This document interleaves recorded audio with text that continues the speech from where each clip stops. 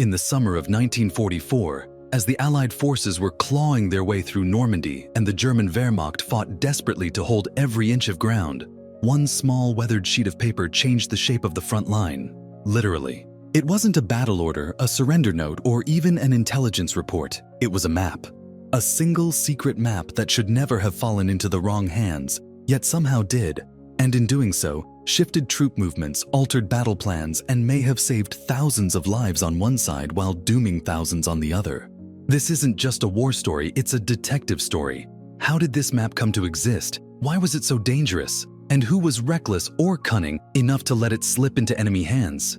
To answer that, we have to rewind several weeks to a quiet room in the Château de Beauregard in France, where Allied planners huddled over reconnaissance photos and hand-drawn sketches.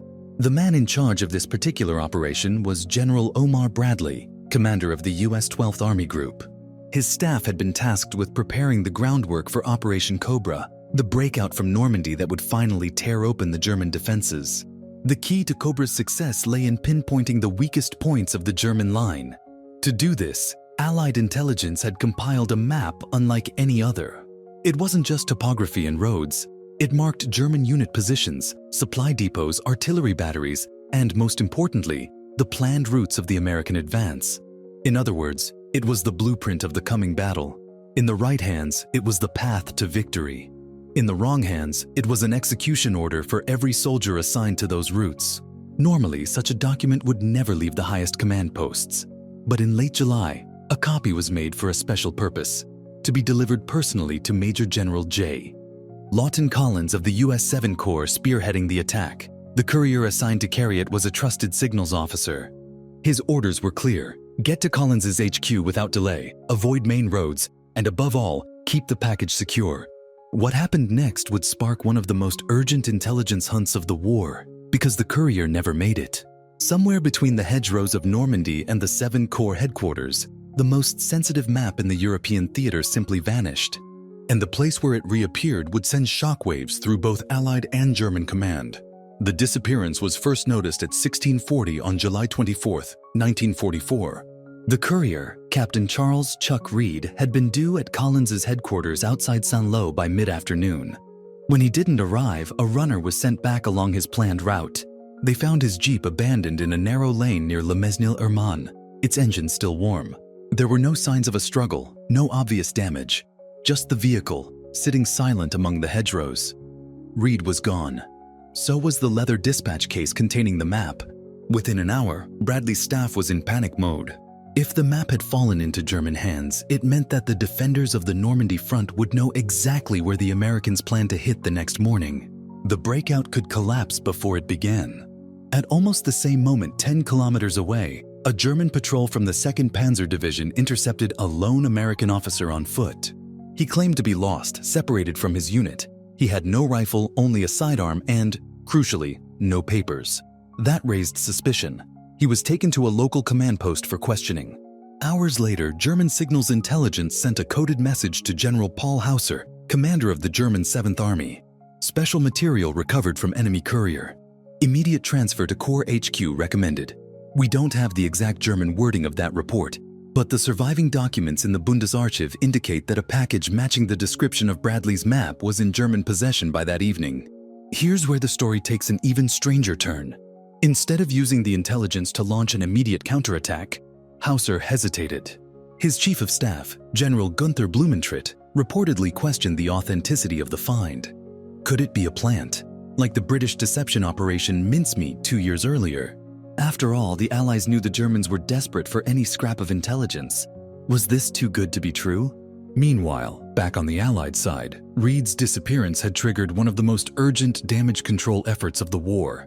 All units involved in Operation Cobra were ordered to shift positions overnight. Artillery batteries were moved, tank columns were rerouted.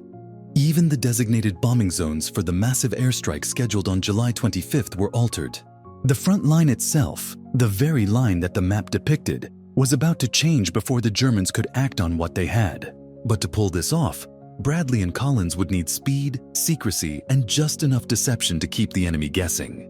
And that's when a new, unplanned layer of psychological warfare began to unfold.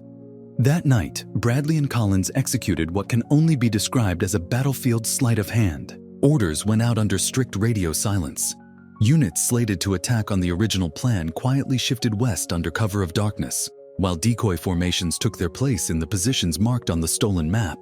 Engineers even constructed fake artillery batteries out of logs and canvas, setting them up exactly where the Germans would expect them. The deception wasn't perfect. It couldn't be. But the goal was simple. If the Germans acted on the stolen intelligence, they would hit shadows. Meanwhile, German high command wrestled with its own dilemma. Hauser's staff studied the map late into the night, comparing it to aerial reconnaissance. On paper, it matched too well to dismiss, but that very perfection smelled suspicious. In Berlin, Field Marshal Gunther von Kluge, commander of all German forces in the West, was briefed by telephone. His response was cautious. Redeploy partially, probe the American lines, but don't commit the armored reserves until the map's reliability was certain. This hesitation would prove critical. At dawn on July 25th, as heavy fog clung to the fields around Saint-Lô, the first waves of U.S. bombers roared in for Operation Cobra. The targets had been shifted overnight, concentrating the bombardment on sectors the Germans had left thin while guarding against the positions shown on the map. The result was devastating. German frontline units in those sectors were obliterated in hours, their survivors in full retreat before the American armor even rolled forward. On the flanks, however, German artillery pounded the decoy positions, wasting precious ammunition on empty hedgerows and wooden guns. It was exactly the outcome Bradley had hoped for, though he later admitted in his memoirs that if Hauser had acted faster, Cobra could have been a disaster. And what of Captain Reed? For decades, his fate remained a mystery.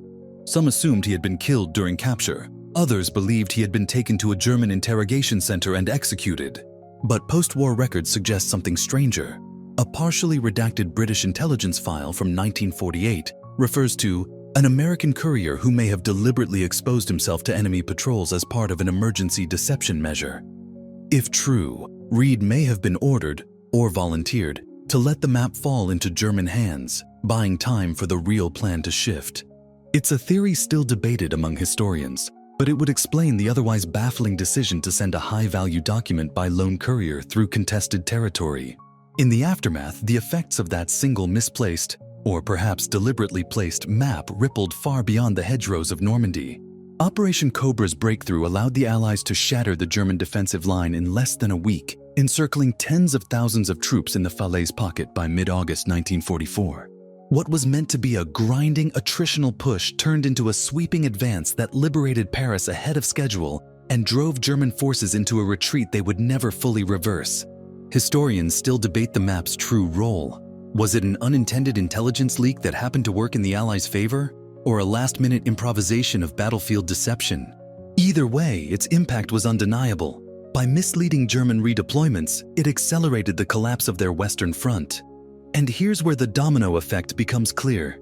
That faster collapse freed Allied divisions to move east months earlier than German planners had feared, squeezing the Reich between two fronts more aggressively and shortening the war in Europe. It's the kind of detail absent from most textbooks, a reminder that wars are not only decided by grand strategies drawn in high command rooms, but also by the fragile chain of chance, improvisation, and the decisions of individuals we may never fully know. If Captain Reed did sacrifice himself, then the fate of entire armies may have hinged on one man riding into the fog with a map he knew he wouldn't bring back. And that's the strange, humbling truth of history. Sometimes the course of nations turns not on sweeping plans, but on the smallest, most uncertain moves. Ones that could have gone the other way with a gust of wind, a different patrol route, or a single moment's hesitation. If you want to keep uncovering the hidden mechanics of history, where tiny events set massive forces in motion, like this map that bent the front lines of Europe, then like this video, share it, and subscribe to the Domino Effect. Because the past isn't just what happened, it's how and why the chain of events fell exactly the way it did.